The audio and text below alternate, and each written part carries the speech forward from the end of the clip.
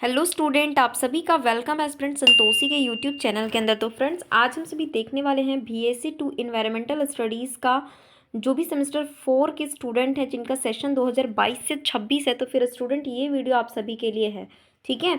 तो फ्रेंड्स, आपको पता होगा इससे पहले की वीडियो में मैंने इन्वायरमेंटल स्टडीज़ के इंपॉर्टेंट क्वेश्चन को अपलोड किया था, बट अब की वीडियोज़ में मैं क्वेश्चन के साथ साथ आंसर को भी अपलोड करने वाली हूँ, ठीक है। तो आप लोग बिना वीडियो को स्किप किए कंटिन्यू वीडियो को वॉच करिएगा, क्योंकि वीडियो बहुत ज़्यादा लंबी नहीं होने वाली है। मैंने यहाँ पे सिर्फ एक ही क्वेश्चन लिया है, जलवायु परिवर्तन के कारण एवं प्रभाव का वर्णन कीजिए। मैंने ओनली यही क्वेश्चन लिया है जिसको मैं बहुत ही अच्छे तरीके से डिस्क्राइब करने वाली थी। फ्रेंड्स, बिना वीडियो को स्किप किए आपको कंटिन्यू वॉच करना है।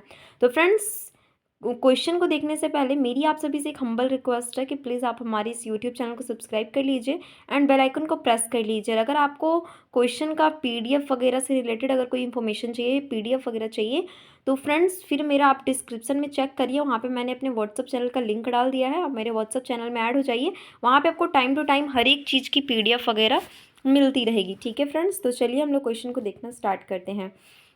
तो फ्रेंड, क्वेश्चन तो मैंने रीड कर लिया था, बट मैं एक बार फिर से रीड कर ले रही हूँ।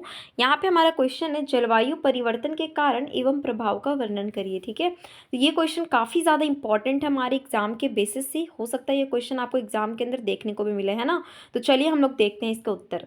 जलवायु परिवर्तन का मुख्य कारण मनुष्य ही है। समानता जलवायु में, फ्रेंड यहाँ पे सामान्यता होना चाहिए, थोड़ा सा टाइपिंग मिस्टेक हो ही जाता है ना।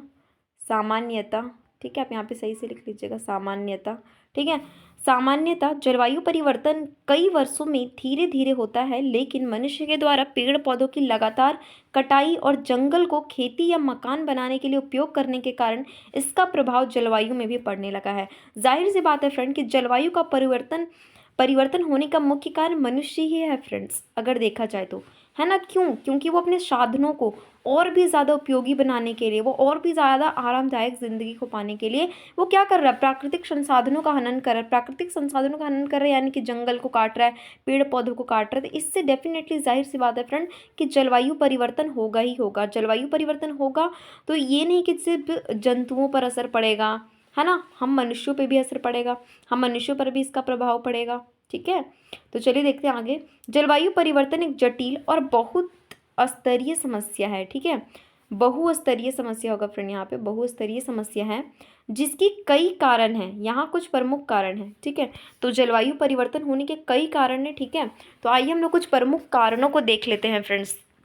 तो यहाँ पे देखिए, प्राकृतिक कारण, ठीक है। वैसे तो अगर जलवायु परिवर्तन के हम लोग महत्वपूर्ण कारण देखें तो मनुष्य है, ठीक है। मनुष्यों के द्वारा संसाधनों का दोहन है, प्राकृतिक संसाधनों का दोहन है, जैसे पेड़ पौधों की कटाई, है ना, मकान बनाना वहाँ पे।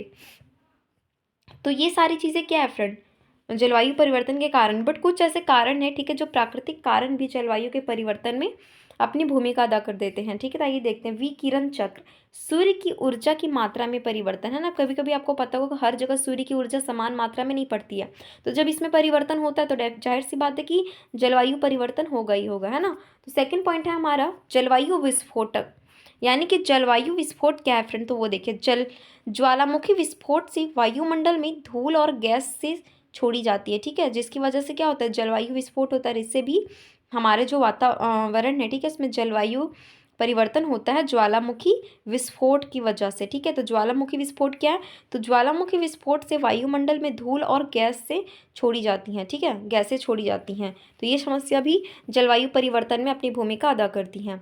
तो थर्ड पॉइंट है फ्रेंड्स यहाँ पे हमारा, पृथ्वी की कक्षा में परिवर्तन। पृथ्वी की कक्षा में परिवर्तन से सूर्य की ऊर्जा की मात्रा में परिवर्तन होती है, ठीक है। तो इस तरह से भी हमारा जलवायु का परिवर्तन हो रहा है प्राकृतिक कारणों की वजह से, ठीक है। तो आइए देखते हैं मानव जनित कारण कौन कौन से हैं, ठीक है। तो मानव जनित कारण में पहला कारण है फ्रेंड आपका ग्रीन हाउस गैसें, ठीक है, ग्रीन हाउस गैस। आइए देखते हैं। Carbon dioxide, methane, nitrous oxide और फ्लोरिनेटेड जैसी गैसें होगी फ्रेंड, ठीक है। इस गैसें नहीं, गैसें ग्रीन हाउस गैसों का उत्सर्जन, ठीक है। आपको पता होगा कि कार्बन डाइऑक्साइड, मैथेन वगैरह क्या है, ग्रीन हाउस गैसें, और इनके उत्सर्जन से भी जलवायु का परिवर्तन होता ही होता है, ठीक है। जलवायु पे बहुत ज़्यादा प्रभाव पड़ने लगता है। सेकेंड पॉइंट है जीवाश्म ईंधन का उपयोग, ठीक है। कोयला, तेल और गैस जैसे जीवाश्म ईंधन के जलने से कार्बन डाइऑक्साइड का उत्सर्जन होता है। ठीक है फ्रेंड, आई होप आपको पॉइंट क्लियर हो रहे होंगे। 3 पॉइंट है वनस्पति वर्षों की कटाई। ठीक है, वनस्पति वर्षों की कटाई। ठीक है, वनस्पति वर्षों की कटाई से कार्बन डाइऑक्साइड का उत्सर्जन और ऑक्सीजन का अवशोषण कम होता है। ठीक है, तो वनस्पति वर्षों की अगर हम कटाई करते हैं तो इससे क्या होता है फ्रेंड, कार्बन डाइऑक्साइड का उत्सर्जन ज़्यादा होता है और साथ में जो हमारा ऑक्सीजन है उसका अवशोषण कम होने लगता है। ठीक है, तो ये प्रॉब्लम होती है। चलिए नेक्स्ट देखते हैं। तो नेक्स्ट यहाँ पे औद्योगिक प्रक्रियाएं। औद्योगिक प्रक्रियाओं में ग्रीन हाउस गैसों का उत्सर्जन होता है। 5 नंबर का पॉइंट है कृषि और पशुपालन। कृषि और पशुपालन में मेथेन और नाइट्रस ऑक्साइड का उत्सर्जन होता है। ठीक है, तो देख लीजिए किस तरह से जलवायु का परिवर्तन हो रहा है। अब देखते हैं इसके प्रभाव क्या है। जलवायु परिवर्तन के कई प्रभाव हैं जिनमें मौसम, समुद्र, मानव स्वास्थ्य शामिल है। ठीक है, जलवायु परिवर्तन से मौसम में भी प्रभाव पड़ता है, समुद्रों में भी प्रभाव पड़ता है और मानव के स्वास्थ्य पे भी प्रभाव पड़ता है। अब आइए और इसको अच्छे से डिस्क्राइब करके देख लेते हैं। तो फ्रेंड यहाँ पे देखिए जलवायु परिवर्तन का पहला प्रभाव है मौसम। तापमान बढ़ने और बारिश के पैटर्न में बदलाव होने से गर्म लहर, बाढ़, सूखा और तूफान जैसे चरम मौसम की घटनाएं ज़्यादा हो रही हैं और समुद्र का अम्लीकरण हो रहा है। ठीक है, तो ये होता है। चलिए नेक्स्ट देख लेते हैं। तो नेक्स्ट है यहाँ पे मानव स्वास्थ्य। जलवायु परिवर्तन में एलर्जी और अस्थमा की समस्या बढ़ सकती है। ठीक है, आपको पता होगा अस्थमा क्या होता है, एलर्जी क्या होता है। तो जलवायु परिवर्तन की वजह से अगर ये चीज़ किसी को है तो और भी ज़्यादा होने की संभावना नहीं है तो उनको भी होने की संभावना होती है। ठीक है, फासले, बढ़ते तापमान और कम बारिश से फसलों की पैदावार कम हो रही है। ठीक है फ्रेंड, यहाँ पे आप फसल कर लीजिएगा, फसलें। ठीक है, इसको आप काट लीजिएगा आकार को, फसलें। बढ़ती तापमान और कम बारिश से फसलों की पैदावार कम हो रही है, बिल्कुल जाहिर सी बात है। 4 नंबर का पॉइंट है जीव जंतु। जलवायु परिवर्तन से कई प्रजातियों के विलुप्त होने का खतरा बढ़ रहा है। 5 नंबर का पॉइंट है खाद्य सुरक्षा। जलवायु परिवर्तन से खाद्य सुरक्षा पर खतरा मंडरा रहा है। और 6 नंबर का हाँ है हमारा पॉइंट, पानी, यानी कि जलवायु परिवर्तन से मीठे पानी की आपूर्ति पर असर पड़ रहा है। 7 नंबर का पॉइंट है समुद्री पारिस्थितिकी तंत्र, यानी कि समुद्री के अम्लीकरण से समुद्री परिस्थिति तंत्र पर गंभीर असर पड़ रहा है। ठीक है, तो ये समस्याएं थी जो कि मैंने आपको डिस्क्राइब कर दिया। आई होप आपको जलवायु परिवर्तन के कारण एवं इसके कौन कौन से प्रभाव है वो आपको क्लियर हो गया होगा। ठीक है फ्रेंड्स, तो अगर आपको वीडियो अच्छी लगी हो तो प्लीज़ वीडियो को लाइक कर दीजिए, चैनल को सब्सक्राइब कर लीजिए, वीडियो को अपने फ्रेंड्स लोग के साथ भी शेयर करिए।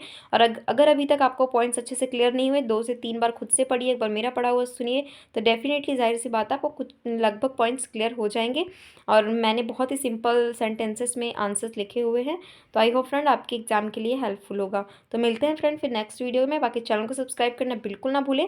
और जो भी फ्रेंड्स अगर आरआरबी यानी कि रेलवे से रिलेटेड एग्जाम की प्रिपरेशन कर रहे हो या फिर जेपीएससी और जीएसएससी सीजीएल की प्रिपरेशन कर रहे हो आप, ठीक है, तो आप हमारे साथ जुड़े रहिए। मैं भी उसी की प्रिपरेशन कर रही हूँ, तो मैं डेली बेसिस पे इसको आपको 6 से लेकर 12 तक की एनसीईआरटी बेसिस बुक्स की स्टडी भी कराऊंगी।